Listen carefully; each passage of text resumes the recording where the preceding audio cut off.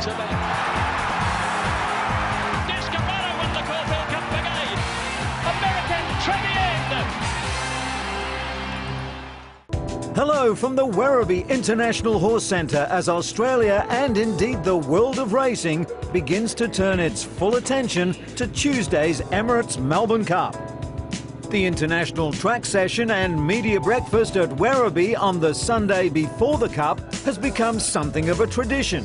But this year, with so many international horses engaged, it was an event not to be missed. As defending champion, most attention centred on Alain de Royer Dupre's powerful French horse, Americain. And Dupre was there to put the finishing touches on Americain's bid to become only the fifth horse to go back-to-back. Honestly, he looks better than last year. Last year he has many races before coming to Australia. Now, this year he has a few races and he looks fresh and well. But like most of the other internationals, Dupre is worried about coming up against fellow Frenchman Dunedin. Dunedin, he has a chance. Yeah, I'm sure he has a chance. He looks very well. I saw him this morning. And normally 3 kilos is difficult to beat him. It could be very difficult. Luca Kamani was blunt when asked whether he preferred Drunken Sailor or Manigar. At this stage, who would be your number one preference? Probably Dunedin. Kamani expects both his horses to run well, but says this year will be even harder to win than last year. I think it's probably harder because there's more internationals. You know, you can make a case for Jukebox Jury as well. You can make a case for the Godolphin horses. You can make a case for Red Caddo. So it's a slightly harder race this year, I think. And as for the Dunedin camp, Mikel Dels Angles was certainly exuding confidence, albeit with modesty. Well, the horse is well. He'll do the trip. The track is perfect. It's a good track. He suits the European horses. He should suit them better than the Geelong track anyway. So everything is okay. Now, you know, a race is a race. 24 runners. We need some luck, but the horse is very well. For Dels Angles, the decision to come to Australia was influenced by his belief that if Americain can do it, so can Dunedin. That helped because honestly, I thought it was such a big travel. It was very, very hard to do.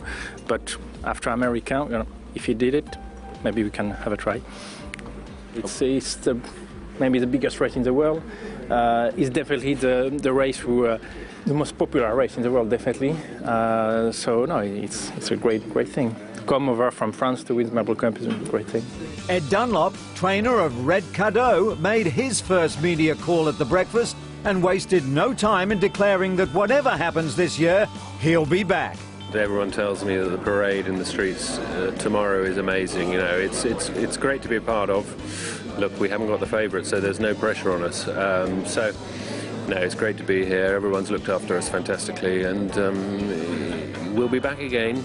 If we don't win, we'll definitely come back again because I could see why Luca Kamani wants to win this race more than any other race in the world. Mark Johnston wasn't quite so reassuring to the locals about the wonder of the Melbourne Cup, but said there was one good reason to strive for it. An awful lot of money for a start. I would be lying if I said the Melbourne Cup has anything like the same kudos in Europe that it has over here. But it's a huge big prize and it's a huge challenge to take a horse from one side of the world to the other and win a race, so it would be fantastic to win. It would be something you never forget. The only international trainer with a cup runner at Werribee to miss the breakfast interviews was Saeed bin Sarour. But the stable is known to be keen on the chances of Moden in particular and lost in the moment.